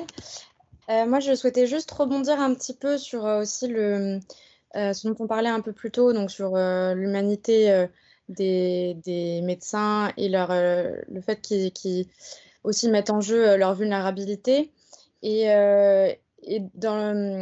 je pense que notamment un impact qui pourrait être intéressant, ce serait de s'adresser à des jeunes médecins pour justement avoir des liens avec des patients partenaires. Donc, par exemple, il était évoqué les cours qui vont être faits avec la médecine générale. Moi, je vais en bénéficier cette année de ces enseignements avec des patients partenaires à l'Université Paris-Cité. Mais j'ai beaucoup vu déjà au cours de l'externat, quand il y a des situations qui peuvent être difficiles, alors soit on est plus ou moins encadré, et donc en fait, il n'y a personne pour discuter des situations complexes et adresser les moments où justement on met en jeu notre vulnérabilité et où on peut s'en retrouver blessé si on ne sait pas le faire de façon qui peuvent être de façon parfois un petit peu trop à fleur de peau ou trop à vif. Si jamais personne n'est là pour un peu aider dans cette procédure, les étudiants petit à petit se détachent et apprennent entre guillemets à se distancer pour se protéger. Et il y a aussi des plus vieux médecins qui disent, comme ça a pu être dit, qu'il ne faut pas montrer son humanité, entre guillemets. Enfin, c'est arrivé que des enseignants disent non, il ne faut pas montrer aux patients qu'on est humain, ça va lui faire peur presque. J'ai déjà eu des gens qui ont dit ça. Et j'ai aussi vu, il y a aussi, comme on l'a dit, le fait qu'il y ait beaucoup de choses à faire, peu de temps, dans certaines spécialités, comme notamment les spécialités chirurgicales, avec les horaires qu'ils ont, les gardes qu'ils ont. J'ai vu certains de mes amis internes se débattre pour rester humain et rester garder un peu d'humanité. Et dans beaucoup de situations, c'était les internes qui apportaient un peu un lien un peu plus humain dans les moments qu'ils avaient avec les patients, avec des plus grands pontes chirurgiens qui s'attardaient moins sur cette situation et qui trouvaient plus intéressant le cas rare, etc., plus que la relation en elle-même. C'est pas des généralités qu'il faut faire, mais finalement, ça se voit beaucoup.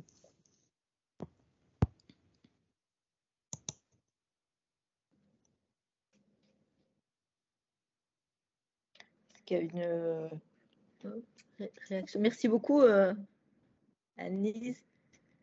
Yves? Oui, non, moi, je voulais rebondir sur ce qui avait été avant sur ce que j'appelle le care washing. C'est effectivement, on est tous confrontés en tant que patient, patient partenaire, je dirais, à ce dilemme-là. Mais moi, ce que j'ai envie de dire aux patients, c'est de pas avoir peur et d'y aller, quoi, parce que je pense pour rentrer dans ce système, il faut être sûr qu'on est ici à sa place. C'est ce que je leur dis. Moi, je suis pas là par hasard, je suis là à ma place, et je suis persuadé que mon savoir expérientiel est important pour vous. Et même si mon angle de vision est des fois totalement décalé ou à contre-courant comme il peut être ressenti, je sais qu'à force il est entendu. Je veux dire, j'ai réussi à créer un partenariat avec le service des urgences de Pasteur à Nice. Et c'était pas évident parce qu'au début, on avait un peu du mal à se comprendre. Il partait dans des réflexions qui m'étaient absolument pas, je dirais, qui pour moi étaient inutiles. Et j'osais leur dire que leurs réflexions ne m'atteignaient pas et que c'était pas le souci de moi en tant que patient, toutes leurs réflexions sur la couleur des traits au sol, pour que les daltoniens les voient, par exemple. Ils arrivent à discuter des heures là-dessus. Alors que moi, je leur disais, il suffit qu'on soit accompagné avec des aidants, vu qu'avec le Covid, ils ont stoppé tous les aidants. Et ils sont très contents. Donc, je dis, ouais, il ne faut pas avoir peur de dire les choses et de dire notre savoir est aussi important que le vôtre. Et si vous pouvez m'écouter, et depuis, ça se passe très bien. Il faut que, voilà, je dirais, moi, j'ai l'impression qu'on est au début d'une courbe que j'espère exponentielle sur les patients partenaires dans les hôpitaux ou à la fac. Et je ne peux qu'inciter tous les patients à s'engager là-dedans parce que certains nous disent, moi je donne aussi je fais un peu de l'ETP dans un centre de rééducation. Et il y avait un patient qui me disait ce matin dans des trucs, il me dit, mais nous en tant que patient, on devient égoïste et ça nous soigne. Et je disais que moi, justement, ce qui me soignait, c'était de transmettre mon savoir expérientiel et que quand j'intervenais dans des ETP ou la fac, eh ben, je me soignais aussi, quoi. J'étais en soins et ça m'aidait à mieux vivre avec ma maladie, en fait. Donc, je veux dire, voilà, c'est ça, cette relation qu'il faut que j'essaye de transmettre, ou que je pense qu'il faut, en tant que patient, ne pas avoir peur d'y aller. Et vous êtes là au bon endroit et à votre place, j'ai envie de dire.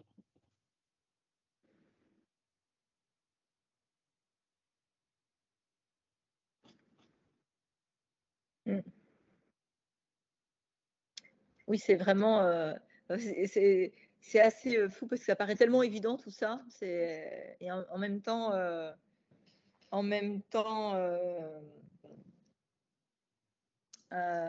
voilà, moi qui suis dans un milieu hospitalier, voilà, je vois bien qu'on en est près et on est loin en même temps. Enfin, il y a encore pas mal de choses à bouger, pas mal de préjugés. Ça a été très bien expliqué.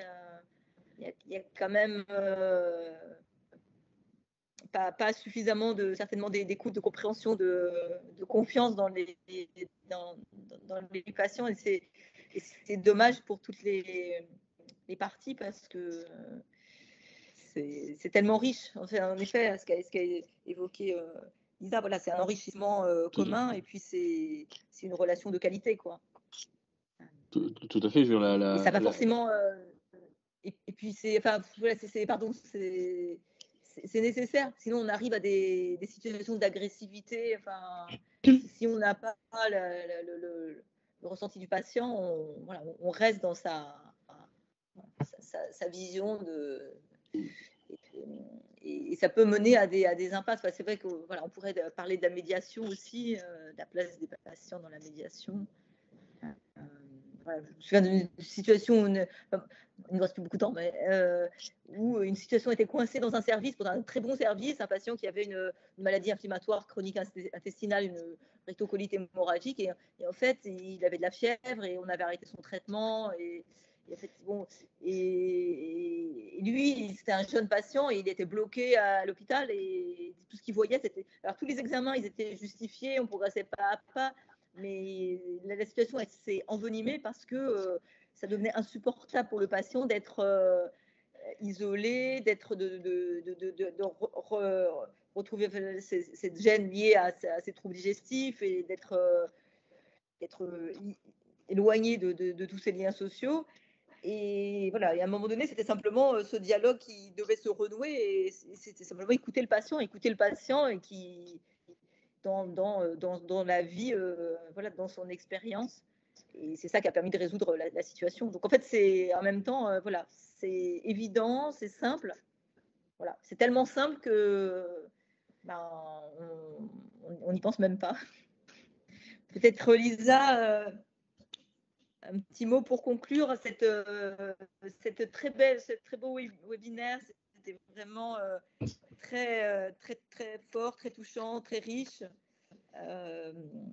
Voilà, donc merci infiniment Lisa d'avoir si bien illustré cette dimension essentielle du lien dans la relation de soins, et dans le soin, voilà, le soin relationnel. Mais merci Claire. En fait, moi j'ai vraiment, en tout cas il y en a ici qui me connaissent et qui savent que ce que je vais dire, je le dis vraiment avec une immense sincérité. Voilà, je suis tellement sincère que j'ai envie de pleurer, mais une belle émotion, encore une fois, donc ne m'en veuillez pas, mais vraiment un immense merci. Et je voulais même le dire en début d'intervention, je me disais, mais je ne saurais pas où je suis là maintenant si ce n'était grâce à vous toutes et tous, quoi, parce que tout ce que j'ai pu faire dans le partenariat patience, c'est fait avec vous, avec celles et ceux avec qui on a échangé, discuté, on s'est confronté, on a eu des fois où on n'était pas d'accord, etc. Et donc, tout ce cheminement, il ne s'est pas fait toute seule, il s'est fait vraiment avec voilà, beaucoup d'entre vous. Et puis, même avec celles et ceux que je ne connais pas, mais ce qui nous rallie et réunit toutes et tous, c'est qu'on est engagé dans une vie meilleure. Que ce soit dans le domaine de la santé ou plus général. Et je vois à quel point, la preuve, il est pratiquement 20 heures, vous êtes encore, on est à peu près encore une trentaine à être présents. Ça montre à quel point on est impliqué, engagé, investi dans ces préoccupations-là. Et rien que pour ça, mais vraiment un immense merci. Je suis touchée par vous, quoi. Donc, un grand merci.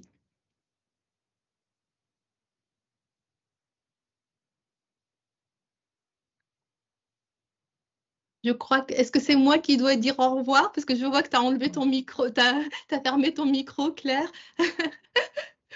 Oh mince, je disais qu'on a vécu un grand moment humain, voilà, un beau moment humain. Et donc, merci Lisa infiniment. Merci à toutes et tous pour votre présence et vos interactions.